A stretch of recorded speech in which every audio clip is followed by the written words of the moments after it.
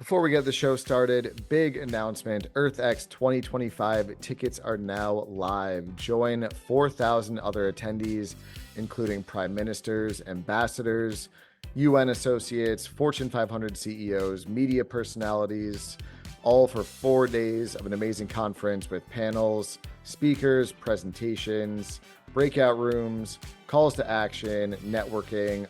Basically, I went there this past year and it was one of the best events I've ever been to. We will be hosting one full day of the event with a focus on the future of sustainability in business. If you're interested in speaking or sponsoring, contact me, Dylan Welch here. Still have a few speaking spots available. If you're not and you just want to attend and meet amazing people, get inspired, be sure to register today. Anyway, let's get this show started. Welcome back to another episode of the Green Podcast. I'm especially excited today to talk to our guest. Laurie brings so much energy. We hopped on a call the other day and ended up talking for like 40 hours nonstop. And I was just feeling very energized. And basically, that's what Laurie does for a living. She's a transformation guide. I don't even know if that's the right way to say it. What Laurie does is brings energy and helps people find. Actually, sorry, this is weird. I'm going to start over. That's not a Go good for it. Take your Remind time. me the transformation. What was it? So transformation guide. That's And I was really right. what I Oh shit. do, Okay. if this helps you, um, I'm not scared of where you are. I've been Okay. there. I've done it. I've broken the machine 4 times and it doesn't scare me at all. I'm a calming presence to get you through your scared part. I'm gonna just do a very short intro and like bring it on to you and let you Great, do it. some more of that. Ready? So Okay. 3, 2, 1. What's up, guys? Welcome to another episode of the Green Podcast. I'm very excited for our guest today, Laurie McGinley. We chatted for the first time a few weeks ago and just hit it off. She brings a ton of energy. I'm excited to share with you everything that Laurie's doing. So, Laurie, thank you for taking the time today, for being here. How's everything going with you? Dylan, first of all, thank you for having me. I'm really excited to have this conversation. We did hit it off, and I'm glad we get another swing at this. I'm on fire today. I'm well, and generally that's the answer I give in my life. I have unlocked the code on how to be well, no matter what's going on around me. I love it. And that was what I took away from our first call was just feeling energized and excited and being in your presence brought that. So rather than kind of diving into your background, we were talking about this. Tell me a little bit about your foreground and what that means. Yeah, thank you for playing along with me. A lot of people want to ask me about my background, and I'm way more interested in my foreground because the core of the work that I do is I fundamentally believe there are infinite future versions of me and you, Dylan, and anybody listening. And we get a chance to decide which one we want and observe it into existence. And that's really the core of what I do. A lot of people come to me because they feel very stuck in where they are and where they have been. And when you feel like where you have been determines where you're going, it's really easy to get stuck. So my foreground is I work with people who are here to change the world, who have their hands on really big levers of change when it comes to climate and how humans live well on this beautiful spinning rock. And I help them move through the scary part of where they are. And the reality is, Dylan, is I'm not scared of where you're scared. I've been there already. I've broken the machine 4 times. I got the t-shirt. It doesn't freak me out.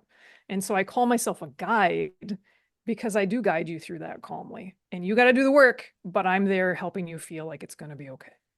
I love that and appreciate that. And we need people like that in our lives sometimes, just sort of giving us that push, that pull to get over that hump. So I have two questions.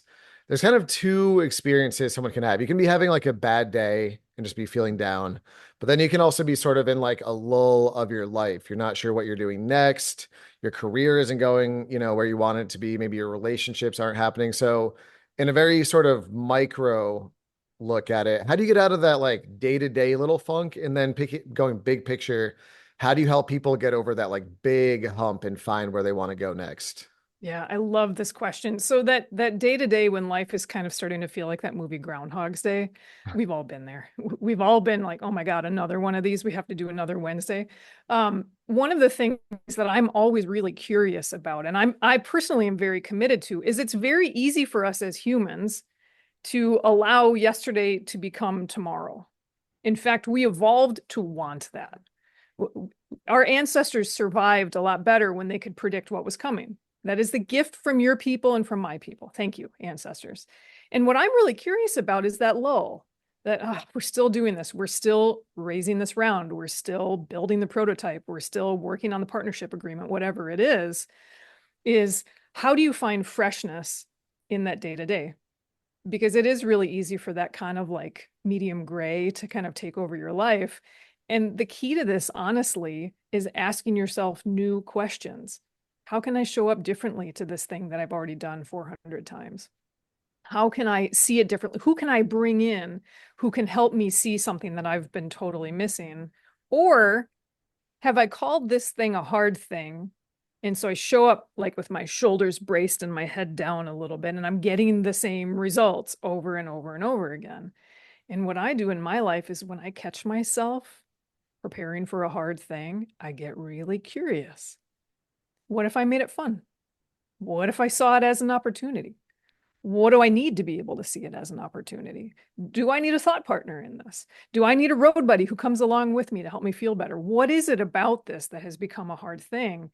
And that always in my life helps snap me out of that medium gray state, right? So that's the kind of like, day to day, we're doing the groundhogs thing, swinging for the fences. Let's talk about something like I'm ready to close my $40 million round. I've been doing it 3 months too long. Runway's getting short. Scary. Here we go. How do you get through that? In a way, it's kind of similar. When your runway starts running out, what does that feel like? Man, that feels scary. You got employees you might have to lay off. You have to get really curious about how you're showing up to your investor conversations, about how you're talking to your employees, about how your prototype is coming along. It is when you are continuously curious about who you have been and you try new things that you get results you've never gotten before. And in that moment, when it's time to close the round that's overdue and the runway's looking short, now is the time to do things you've never done before. Because if you're going to close that round, guess what? You got to show up differently. And that's what I love. And I know that that part feels really scary. And when I said I've been there and I've broken the machine 4 times, I mean it. That part's not scary for me. And sometimes it just helps to have a guide to get you through that part so you can show up well, so you can show up creative, so you can be curious about it. So you're actually listening on those calls and being collaborative. I love that. And I love especially one thing that you mentioned, sort of the perspective of how you look at a problem, really sticks out. And what I like is like how you mentioned our ancestors, right? We think about, oh man, we got to go to work today, or we're not doing anything super exciting. You think back on like our hunter-gatherer ancestors, and they would probably love that opportunity to be like, cool, my work is done for the day, and I can just sit back and relax and not worry about starving to death. Whereas I feel like we live in a society where it's like constant need for, success minute by minute, right? So if you're not, especially when you're in that entrepreneurial world or that, work mode, if you're not getting those constant validations 24/7, it's like I'm failing, even if it's like a 5 minute, lull. So Yeah. shifting that perspective, I really think is important. And, looking at a problem that you've been struggling with and shifting that perspective. Can you share a story of whether it was you? Because I know you've gone through a lot of experiences like this, Mhm. or someone you've worked with where you were able to help them shift that perspective on a problem that they were facing and could not get over, and all of a sudden it just like clicks and it all came together and they just hit the ground running with sort of that newfound energy. Yeah, there's so many paths I could take here. And the one that kind of stands above all the other ones is a politician that I worked with. And this is a seasoned politician who knew how to do his job. He'd been doing it for a long time. He's good at it. And he's one of these rare humans. Every once in a while, you'll meet somebody who has the ability to kind of like stand on the moon and look at the planet and both be able to see the ants and the systems, right? So he's got this brain that kind of allows him to do that. And his stuck was he was getting bogged down in the day-to-day responsibilities. Mhm. And it was really, really hard for him to do what he's naturally so gifted at, that very rare talent that exists in some people. And what getting him unstuck actually looked like was slowing down enough in the routine of the day that was kind of like planned out and marched forward and happened week after week after week, and really look at that with a discerning eye and say, do I need to be on that call? Hmm. Do I need to be the one reviewing that thing? Do I need to be the project manager of that thing? What can I retire from and take off of my plate? Because that rare gift of being able to see the ant and the whole system, that brain, in order to do that, needs a lot of space around it. It needs downtime. It needs to be creative. It does not need the pressure of the Wednesday 1 p.m. staff meeting or whatever it was, right?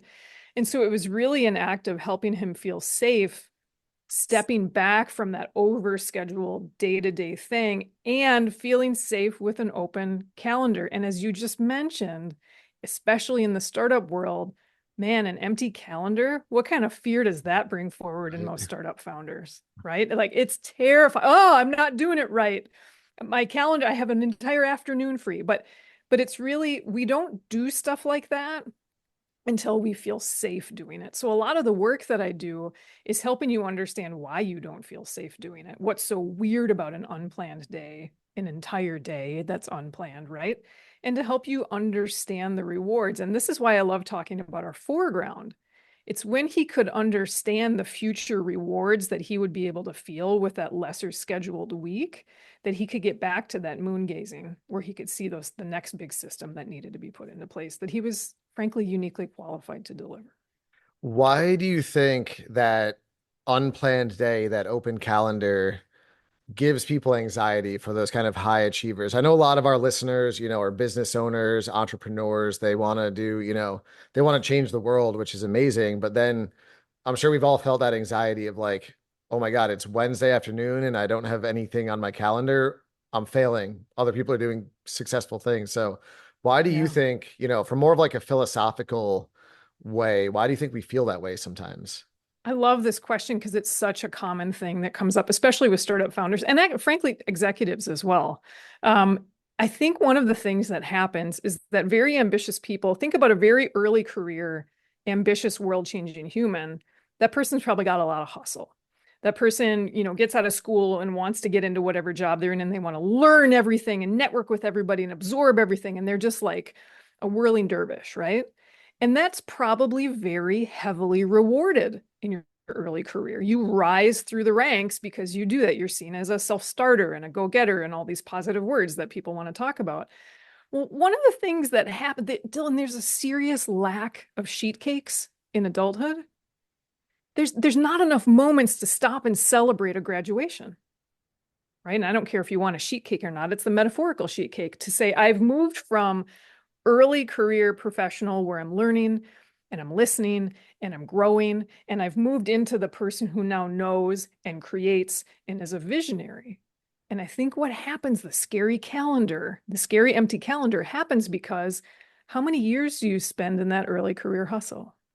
Plenty. It doesn't even matter how many, plenty to form the habit of a good day's work is a packed day.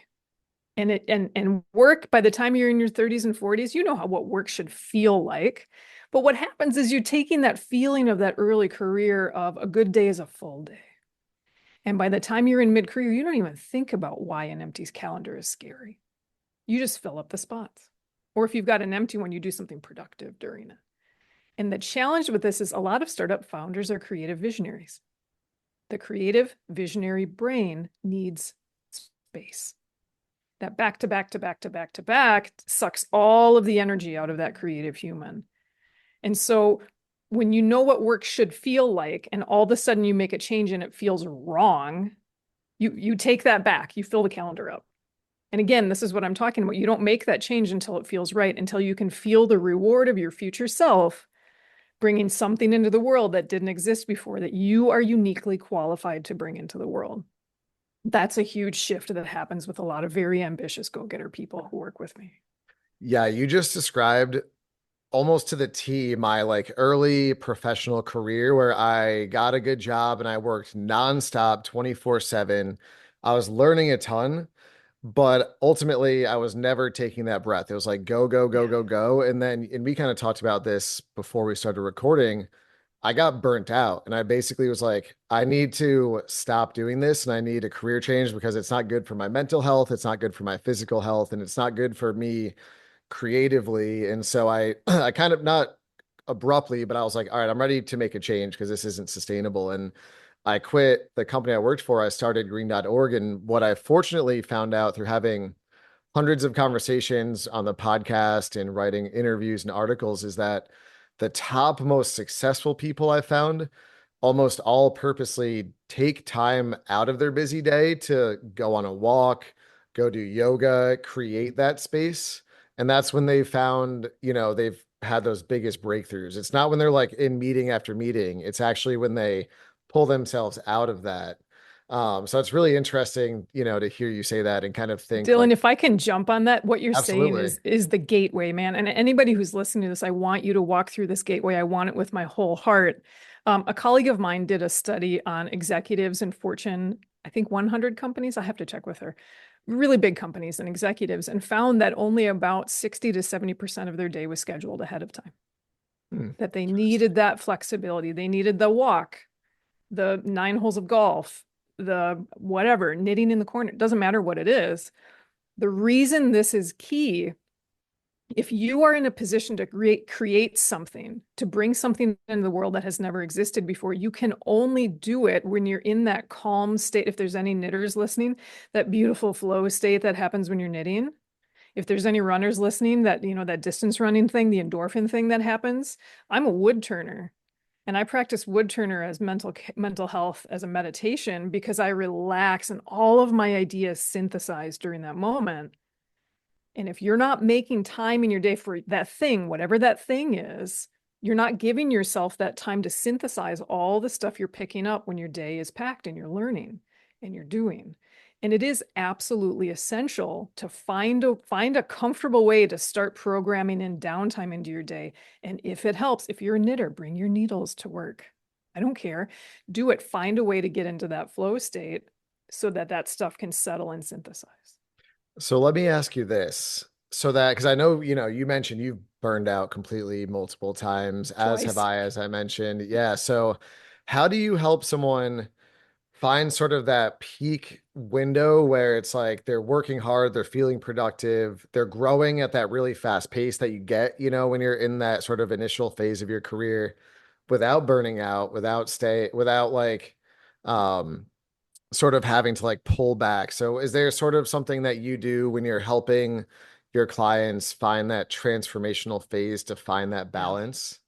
Yeah. And I want to treat this with a kind of a seriousness that I know the burnout is real. I had a stroke at work when I was 31, and I was a daily urban bike commuter. I was nearly vegetarian. I was lean and strong. That body should not have had a stroke. Like, this is real. And if you've had a scary doctor's visit, or if you're feeling it and you might have one, like, I want you to know this is a serious thing. Dylan, I actually have a call in about 14 hours with somebody who is like, I need help. It's bad. And like, I want you to know that this is real. So how do I help people through that? If you were on the other end of that call, if you were on that call with me tomorrow morning, the first thing we would work, honestly, one of the first questions I would ask you is, are you sleeping? Mhm. And if you're not sleeping, know that it's already bad. And I would help you get at least one tool before we got off of that half an hour call to help you actually be able to sleep. Because the reason you're not sleeping is you're living your entire, at least work day, if not beyond your work day, in that really amped up, really focused, kind of like the lion is chasing me kind of state. And again, if we can talk about your ancestors for a second, that is a gift that they gave us. That's why we're alive. But in 2024, somebody did a study that most people spend about 70% of their day in that state. And if you're spending that much of your day in that state, you can't sleep. Your ancestors wouldn't have slept if they had run from a lion for 70% of their day. Losing the sleep is less important than staying alive, right? So Yes. we on that call, that first call, whether you hire me or not, I would teach you at least one tool for when you're waking up at night to calm your nervous system down and get back to sleep. And beyond that, the first thing we got to do is rescue. I'm going to help you find the moments in your day that are the most stressful. And I'm going to walk you through, teach you tools, guide you through it so that you feel safe making changes. And honestly, one of the things like the opening up calendar space, that's one of the first things we work on, right? And then there's a bunch of steps. It's kind of like you got to walk up and get to a little plateau and get to a little plateau. So I'll meet you where you are. And my hope by the end of this is I know you're here to change the world. I know that you're not somebody who's going to take a 15-hour-a-week job and just chill out. Is I want you to get back to that place of changing the world, of your ambitious performance. And I'm going to show you how to do it from a place of wellness instead of from a place of crushing stress, which is probably where you are right now. And if I may, I'm a runner. Here's a running example for you. I was a Division I athlete. I did cross country and track. And when I was 19 years old, I hit it so hard with training that I crushed a bone in my own foot slowly over 9 days and 75 miles. That's who I am, who I was. I have plenty of data points of anaerobic racing, of what that feels like. You just push through. Pain, what pain? Just take some ibuprofen. You're fine. The shift that I've made in my life, Dylan, about a month ago, I ran my first sub 7-minute timed mile since I was 18. And 5 days later, I turned 47. And here's how I did it. And metaphorically, this is what I'm doing with my clients. I solemnly swear to you, I was involuntarily smiling on the treadmill. I committed to doing this in January. I did it in October. And I committed to only doing it from a place of joy and wellness. And what I did was I was actually in my body. So I was trained to kind of like disconnect and just push the machine. This time around, I actually paid attention to the pain. I paid attention to my heart rate. I paid attention to what my lungs felt like. I sat with it. I felt it. And I reminded myself that my body is fully capable of doing this. And in fact, I really enjoy running fast. It's a thing I like. That's how I was able to hit the best PR that I've had since 1997. Good for you. I love that. I love talking to athletes and people with that background because that translates so well into a professional career. And I love how you've taken sort of the D1 athlete side of you. You have a very philosophical way of looking at things, very big picture, but then you apply it to the professional world with data and analytics. And I think those three things are what really just impressed me, when I was talking to you. And I think those three things are very important to kind of come together for helping people sort of reach that max, whether they're athletes, whether they're, entrepreneurs, Fortune 500 CEOs. You need that mix of a little bit of everything that, athlete, hey, we're pushing, we're getting that personal record. Two, we're looking at, analytics and data and percentages and numbers.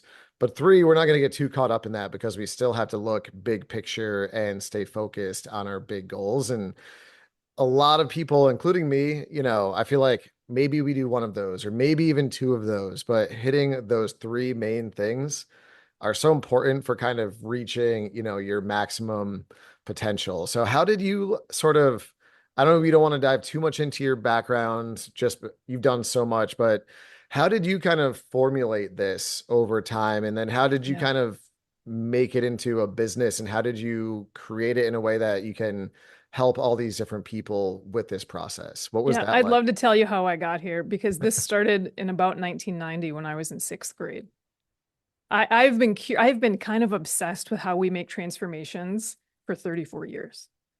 And it all started, I had a good friend who ended up being a big deal engineer at Google. He's a really smart guy. And I don't know if you remember 6th grade, Dylan, but if you're still comfortable in who you are and your geeky, nerdy self in 6th grade, your peers start picking on you, which is an awful part of 6th grade, but it happens. And I noticed that they were picking on him and he kind of stopped being awesome. And I just remember kind of just like whispering and like, what if, and I started playing around with it. And I am a multi-passionate. I changed careers 7 times by the time I was 43. I'm a registered architect. And if I look back over the arc of my life since 1990 in 6th grade, I actually was doing what I'm doing now in every single iteration of my career. I was doing it in the job trailer when things got heated. I was using my nervous system to help calm the room down so that we could stay creative, so we could make the right choices for the right project, And how I started doing this is I've always had this pull of like, there's more that I could be doing. What's bigger? What's more? I have to do more. And I, was born into a family that recycled glass and aluminum in the 80s, as I told you. So I was born into this kind of like environment forward family, which was weird in rural Wisconsin in the 80s. And so I always had this thing of like, what can I do for the planet? What can I do for the species? What can I do for our environment?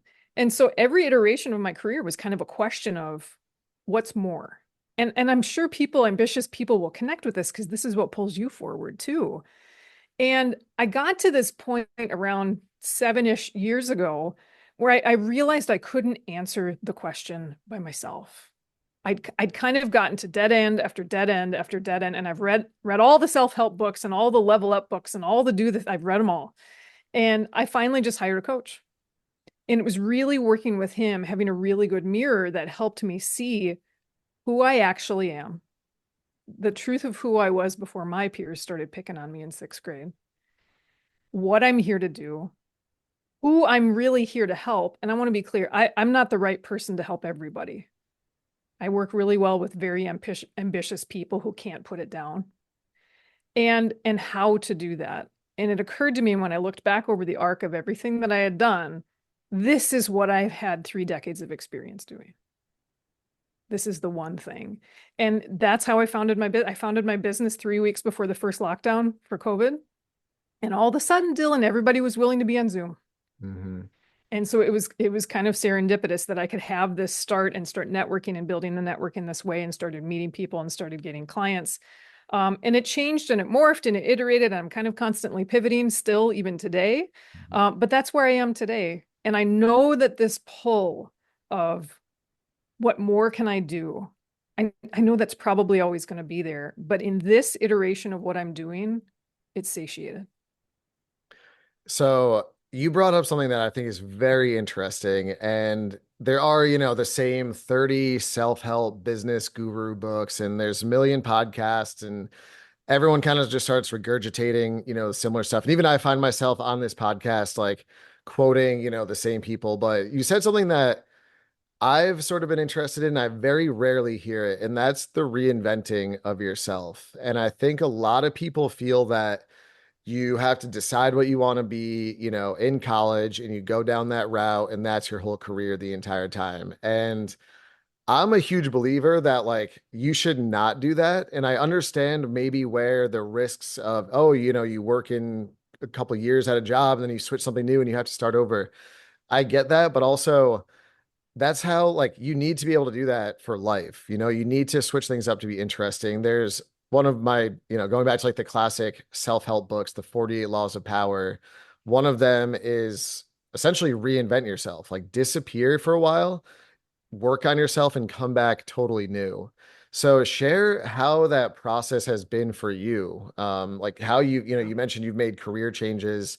Was that scary? Was that exciting? How was that process, and has that helped you grow Yeah. over time to where, 2020, 2 weeks before COVID lockdown, you're like, wow, now I'm ready to go, and things all kind of line up. So what was that like for you? Yeah. So I hit self-improvement and leveling up with a library card and a strong force of will. And I read a lot of books. And in hindsight, a lot of those books belong in the category of toughen up, you weakling. And if you're reading a self-help book like right now that makes you feel weak and like you should do something, I want you to please get a jar of glue. I want you to glue the pages together and turn it into a doorstop. Stop reading that. And so in going through all of this and testing and trying and iterating, I gravitated towards those books that reinforced that who you've always been is really good, and that's malleable, like you're saying. You can continually reinvent yourself. Now, changing careers 7 times by the time you're 43, I'm going to be honest, is not a great way to build a retirement fund. It's hard. You might take pay cuts in there. I did, stupidly, going back. I can't believe I took the pay cuts that I took. But by about the 4th one, it wasn't scary anymore. The first 3 were pretty scary. It was pretty freaky because I had that model, I think, that a lot of people grew up with. One of my grandfathers worked in the same job his entire adult life. One job, whole career. And that's not who I am.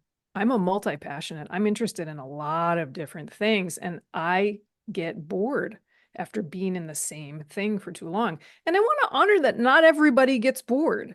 But if you're a person who gets bored in the same thing and you're nervous about reinventing yourself, and I love what you said about disappearing for a while and come back, if you've built a startup that no longer brings you joy and it feels like just a march towards your coffin, let it go. Find a way. Get out of it, pivot, change it. If you're a person who gets bored, you absolutely can change careers. You can change your startup. You can change industries.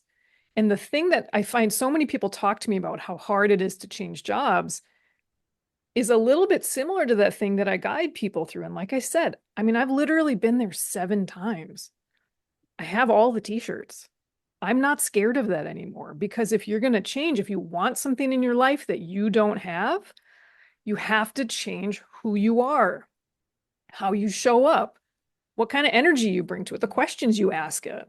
And it's that change that's scary. It kind of almost doesn't matter what the change is in your life.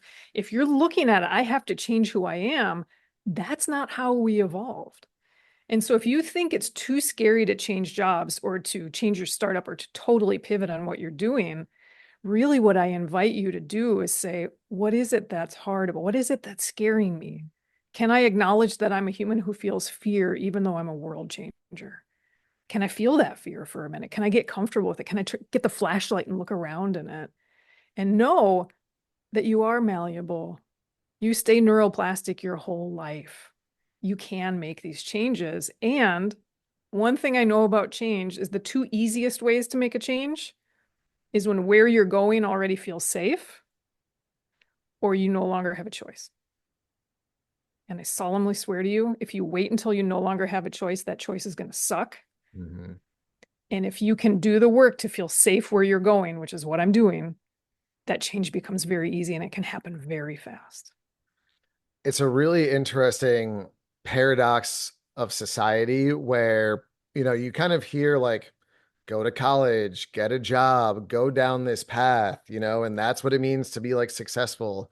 But then on the flip side, when you think about some of the most interesting people, our role models, the most successful people, athletes, successful entrepreneurs, politicians, most of those people have, as you kind of mentioned, I forget the exact word, but they have multiple different interests. They have their hands in multi-passionates. Multi-passionates.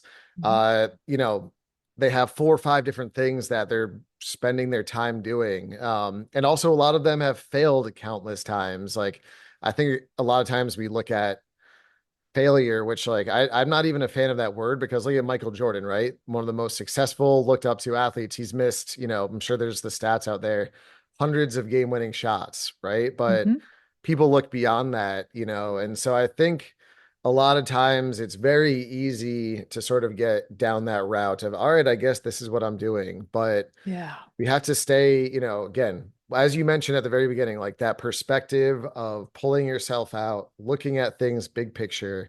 If you're not happy with what you're doing, find a way to change it before you get burnt out. Because as you mentioned just now, you have those two options. And when you're burnt out and you don't have anything left, then you're kind of screwed. yeah. So if you can find it's that really way hard to make that change when you've emptied the battery. Yeah, exactly. Right. So, well, Laurie, first off, I feel like we could talk all day. I want to be mindful of your time. And I honestly want to bring you back on the show and like break this up into, maybe smaller episodes. So I would love to have you back versus us just talking for like 6 hours. So I'll ask you one last question. What's kind of a philosophical phrase or something that you like to live by or wake up and tell yourself, or something that you have, internally that drives you every single day that you heard or that you came up with that really sticks out to you that helps you? I love this question. And one of my favorite things to do is to ask myself an open-ended question. And one of my favorites is, what's the greatest expression of me? And I like phrasing it that way because it's not how much can I grow my business? What's my monthly recurring revenue? What's the highest number? It's not specific like that. I love really vague, open-ended questions. What's the greatest expression of me? Because it leaves all those options open. I was trained to focus. I'm actually very good at focusing. And if we can talk about what focusing means, is that, you have 200 options on the table, and focusing means that you put 199 of them on the floor. And if you do that week after week for decades, you feel like you have a really narrow path to tread. That's that feeling stuck. And questions like, what's the greatest expression of me, kind of forces you to turn around and look at all of the things that you dumped on the floor and bring them back into the light. And now you've got choices. And now you can change. And now, if you're multi-passionate, especially, you can reinvigorate some of those things that you threw onto the floor before. I love that. Thank you for joining us today. Thank you for sharing. I love our conversations. I love diving a little bit deeper instead of the just like, tell me about you. What are you working on? Where's this going in the, which is great. And I have those conversations all the time and they're very helpful. But I just love sort of the way you look at life, the way you approach things. We need people like you in our both professional lives and our personal lives to keep things in perspective, to allow us to make those changes, to shift, to find that thing that we're passionate about that drives us, to give us that energy. And sometimes we don't have that in our lives and we need someone to sort of pull it out for us. So it's good to know that, you're out there. What is the best way for someone to connect with you, reach out to you if they're interested in just learning more or learning about you or working with you? Yeah, I am very active on LinkedIn. You can find me at Laurie McGinley. Don't be mistaken for my very famous Google ganger who writes for the Washington Post about healthcare. That's not me, that's her. Or you can find me at vialucent.com. Laurie, thank you so much. We'll put Laurie's LinkedIn and website in the podcast description. One of my favorite episodes recently. I've been listening to a lot of podcasts and I like ones that get a little bit deeper than just sort of the surface level stuff. And that's why I was excited to talk to you today, because I know we were able to do that. And still, I feel like we're barely scratching the surface. So would love to have you back on, of course. I would love that. Also very exciting is Laurie will be a speaker at EarthX 2025. So if you want to see Laurie in person, feel that energy, get excited, be inspired, check out EarthX 2025. And until then, that's not until April of next year. So we'll schedule a couple more podcasts to have you back on here. Dylan, thank you so much for the opportunity. It's really lovely talking with you. And I would love to dive into any number of those things that we touched on and the 900 million thousand things we didn't touch on. Yeah. I feel like we could have our own podcast in itself and just like, let's do it, man. Yeah. Well, Laurie, thank you again. And to all of our listeners, subscribers, supporters, as always, appreciate you. My goal is to seek out the most interesting, the smartest, the most ambitious leaders out there, bring them to you, pick their brain, and just, leave you a little bit inspired. So I hope you found something today from this podcast that you can apply to your life. And until then, we'll see you on the next episode of the Green Podcast. Have a great rest of your day. Thanks, Dylan. Bye. Thank you so much for tuning into the episode. My name is Dylan Welch. Appreciate it. As always, stay up to date with the latest information on green.org and dylanwelch.com. Dylan Welch Media is a full-service media and communications agency dedicated to promoting, marketing, and helping businesses in clean tech, renewable energy, and sustainability grow, get more clients, get more customers, get in front of their ideal clientele. If you have any more questions, feel free to reach out. If you're interested in joining the Green Summit, go to www.green-summit.org. Reserve your ticket today. There's very few spots left, so make sure you get on that ASAP. Thank you and have a great rest of your day.